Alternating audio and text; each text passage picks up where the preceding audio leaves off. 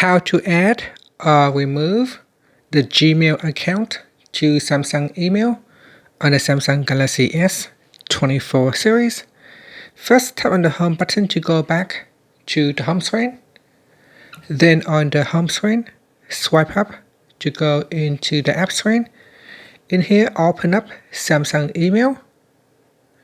Next, tap on the menu button and then tap on the settings icon at the top. In here, to remove the email account, simply tap on the email account, then tap on the remove button. Next, tap on the remove button to remove your Gmail.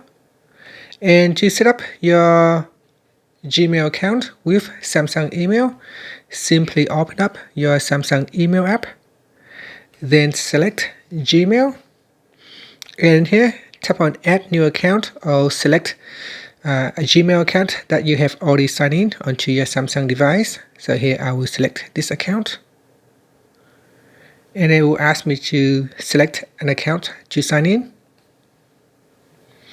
Then we scroll down and tap on allow, and now it is connecting to the Gmail server.